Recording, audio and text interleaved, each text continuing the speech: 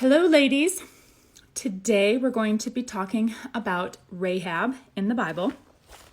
And Rahab appears in Joshua chapter 2, and that's when we are first introduced to her. We are in Joshua is getting ready to send out spies to Jericho. And they went, in verse 1, it says, they went and came to the house of a harlot named Rahab and lodged there. So, why are we talking about Rahab, who is a harlot and in the Bible? Why is she an important woman that we need to talk about when she's a harlot?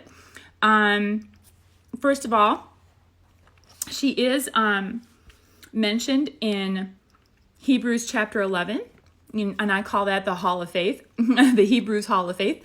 And she is mentioned in there for having great faith. And she's also one of 4 women mentioned by name in the genealogy of Christ, which is in Matthew chapter 1, verse 5. And so let's see why.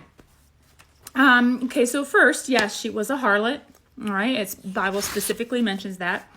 And you know me, I like to dissect and define, and I like to check out the history of the words and stuff. And so I did that. I actually did the history on harlot, the Hebrew name or the Hebrew word harlot. And it has a basic meaning. It's a verb, sorry. And it's a basic meaning is to shift allegiance out of perceived need for sustenance.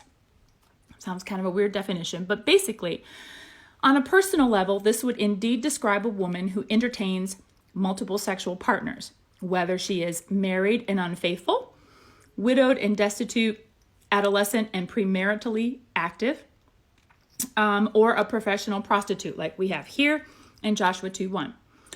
Now, on a political level, this would describe shifting alliances between nations.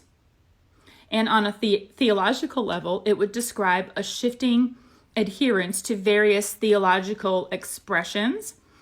For example, something like prostitute yourself, like you're going to, but not as a sexual act. It's like you're prostituting your eyes or your activities or your expressions. So you're shifting from one theological thing to another, beliefs, or even one's own roving eyes, like it says in Numbers 15:39. So women are described as harlots or committing harlotry. That's when that word is used, it's only describing women. But in the New Testament, the male equivalent of being a harlot was being a tax collector. In Matthew 21, verses 31 through 32, it says that tax collectors and harlots enter the kingdom before you, when Jesus is talking to the Pharisees. So anyway, not always does harlot refer to a sexual act, but it does refer to that of giving yourself or taking something that is not yours, doing it in a level that, you shouldn't be. And so we see that that's the history of the word. The Hebrew word is zana for harlot. And in our description of Rahab here, to me, when you're reading it, it seems to me, and it doesn't say that she was married or widowed. Later it says that she gets married, but it doesn't mention that she's married or has been married and widowed. Personally, my personal opinion, it sounds like she is actually more or less running maybe a business. I don't know if it actually was a business back then, like a brothel type of thing. Because she seems to be older. It's her house, for one. Because it doesn't say the house of so-and-so. It's her house. And she's dealing with the king's men. So there's obviously got to be some age there. She's dealing with men, on a business level. So there's some transactions going on. So it just seems that she's, dealing more on that level, taking, kind of concerned about what's going on, in the city and that kind of stuff. So it just, she's still actively practicing, I'm sure, maybe. But it definitely seems like she was in charge of things and that she might have been more on the business side. But anyway, her house definitely was a place where you could go into, and the men, the spies that came into the city went there, and their identities could be protected. Their purpose could be hidden because nobody really went there. They kind of knew what went there, but nobody talked about that. What happens in Rahab's house stays in Rahab's house, right? So, but someone told the king of Jericho that there were spies there. And so he sent men over to her place, and she lies to them. So she tells them that the spies have come and gone, and if they hurry, they might catch the spies. So yeah, she lies to them. So it's interesting because she hid the spies in the flax on her roof. And that is in verse 6. It says that she had brought them up to the roof and hid them with the stalks of flax, which she had laid in order on the roof. And it was common in the day to lay the flax out on the roof to dry. So they would rinse it off and they would lay it out to dry. And it's interesting, this picture that you're seeing, I just happened to find it on the internet. It was a picture of Rahab, someone's rendition of it. And they pictured her with the flax, which is there in the background. And I thought, oh, that's interesting, because the flax stood out to me, when I was reading this and going over her story. The flax really stood out to me this time.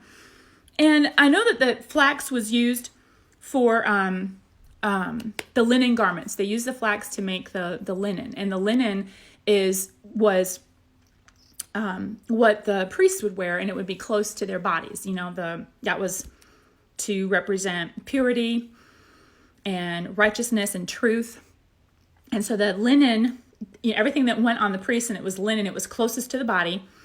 And linen was, it wasn't supposed to be mixed with anything else, so it would stay pure.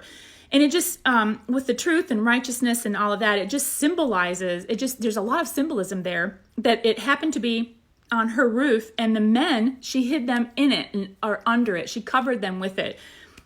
And I see that as almost like a protection from God, God's truth and righteousness. And we're protecting these men, even at her house, even, in what one would call such a sinful environment. Here is truth and righteousness right there in her environment. And yet God uses that and was able to cover them. She hid them there.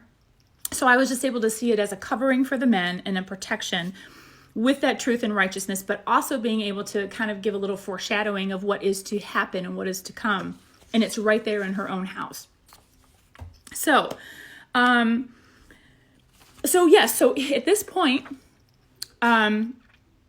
she tells the men, because she understands and she knows about their mission and what they're up to, but she also tells them that she understands that they have heard about them, and they heard about them crossing the Red Sea, and what had happened to the kings at Sihon, I think is how you say that.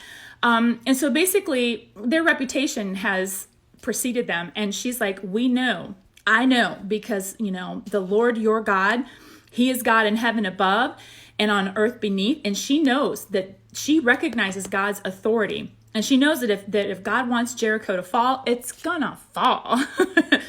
And so she recognizes God's authority, which gives her the courage to lie to the authorities. And she willingly disobeys. She commits treason, basically. Her actions at this point by committing treason can affect her whole family. Not only would she die, but at that time, her whole family would die. So it wasn't just her getting affected, it was her whole family. So she willingly disobeyed the law. And so people have asked me before, or I hear them talk, about Rahab, and they're like, well, she's, she lied. How can God justify, the lying and all that? And you know what? I don't have an explanation for that. But what I do have is that, she recognized God's authority, and she obeyed God's authority versus man's authority.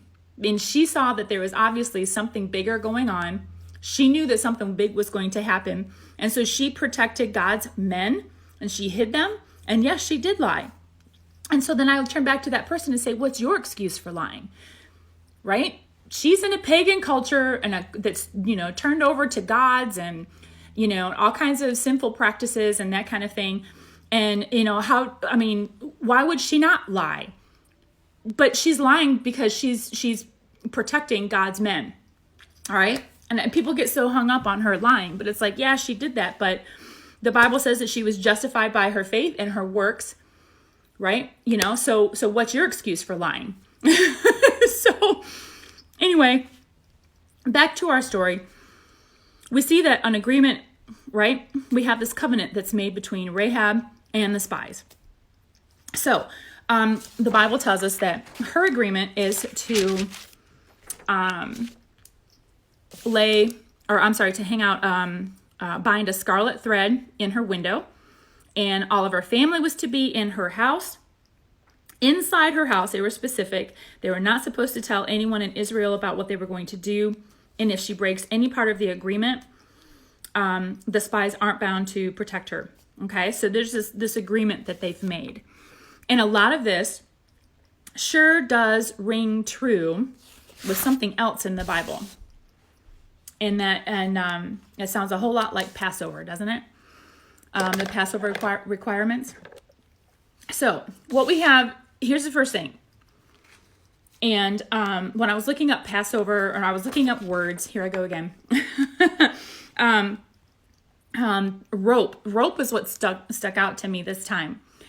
And in Hebrew, when we go back to verse 15, in my Bible, it says, then she let them down by a rope through the window. In verse 15, that rope is the Hebrew word kavel.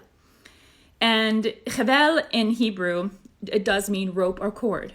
But it also comes with the idea of pain or sorrow. And it also means like you can be bound up with sorrows and pains. That word is kavelim. And you might see that word in the book of Job a few times, but there's sorrow and travail, and it can also refer to like a noose or a snare. We've seen that word a few times in the Bible, and it could even be translated as destruction. So we see that right here at the beginning, she lets them down with a rope, and you see in the picture there that there's a rope there in the window. And so she lets them down with this rope, and that's sorrow and travail, destruction, right? But then we go over to verse 17 and 18. In verse 18, it says, when we come into the land, you will bind this line of scarlet cord in the window. Okay. And that word is tikva. That line of scarlet cord is tikva. And that comes with the idea of hope and expectation and things hoped for. So we start with a rope of sorrow, and then we end up with a rope of hope. And then in verses 19 and 20, it talks about the family being inside the doors, about the blood being on his own head if they're outside, but if they're inside, then they'll be guiltless. I mean, all of this was like very similar to the Passover, where the Israelites had to put the blood over the doorpost, and everybody had to be inside the house, so that when the angel of death passed over, that nobody, if they were inside, they were going to be safe. Same thing with Rahab's house. All the family had to be inside. If any of her family were outside, they weren't obligated to protect them, right? And the same thing with the cord being red, that would symbolize the blood. And that is the same thing as the blood on the doorpost, and it's the same thing as the blood of the lamb. Those who don't have the blood of the lamb, that their sins are washed away with the blood of the lamb, aren't going to be in Christ or in heaven. So a lot of similarity there that I just was like, wow. I was like getting really excited and like, oh my goodness, this reminds me so much of Passover. And the Passover requirements were specific and had to be done correctly in order for salvation to happen. So there was a whole lot of faith here between Rahab and the spies for all of this to happen, because the spies, they left and she told them to hide in the mountains for 3 days. And there's something else that's 3 days is very coincidental, if you will, that symbolizes Christ, or the space of time between Christ's death and resurrection. I just thought that was interesting. But there's a whole lot of faith that had to, faith and trust between these two people. And I just thought that is a great example for us to see in Rahab is great faith. She was obedient and she acted on that faith. She gathered all of her family. She did exactly as it was as she was told. There is, she's got the scarlet thread in the window. And I was reading something that said that her faith was not seen. I'm sorry. The kind of faith that she had was not seen as great in God's people, let alone in a Gentile harlot woman. I'm not sure if I wrote that down right, but I think you get the gist of that. Isn't that, because I was thinking when I read that quote, I'm like, isn't that true today, where the Christians today are viewed as, by what we hate rather than by what we love and what we're for. And people are seeing Christians as people that bash their own and we kick our own when we're down, and just, confusion and chaos. And it seems to a lot of people that unbelievers act more loving and caring than Christian believers do. And that is concerning, because Jesus he says in the Bible that he said that you'll be known that you're followers of me by the love that you have for one another. And that hurt my heart, because a lot of people don't see that. And I experienced that myself, that I did not see that in my own church family that we had for a long time. But then I'm also seeing it with other people and encountering other people and seeing it in this story. And Rahab is an example right there. She is, she was not a believer, and she had more faith than some of God's own people. And so without faith, it is impossible to please him. As we read about that in Hebrews, right? And so she kept her agreement. They kept their agreement, and her family was saved. And in the end, Rahab becomes adopted into, the Israelite nation. And so now she is part of the family. She is everything that she has had before is gone. She has turned away from that, and she is now part of God's family. And her story, in my opinion, has a happy ending, because she married an Israelite named Salmon. I don't know if that's exactly how you say his name. Is it Salomon? But she had, Rahab and Salmon had a son named Boaz. And then her son Boaz married Ruth. And we know what happens here. Boaz and Ruth had a son named Obed. And Obed was the father of Jesse, who was the father of David. And out of David comes Jesus Christ. Amen. And so this woman, Rahab, is the great-great-grandmother. I did get the right, great-great. I think that's how it works. She's the great-great-grandmother of David, who was a man after God's own heart. And it's just a beautiful story of how Rahab, becomes a part of the lineage of Jesus Christ. And you look at Jesus' lineage of the women that were in his line. You have Bathsheba, who is David's wife, and you have Rahab, and then you even look at Mary, the mother of Jesus, and how she was found pregnant. She and Joseph weren't married, and so she had to deal with all of that and the scrutiny of that. And it's just like, so many different people are in Jesus' lineage, and we all have a part in him. I mean, it's just how he brings everyone together. He shows us that no matter what was in our past, that's in our past.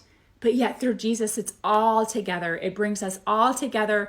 We're all one. There's no more us versus them, you versus me.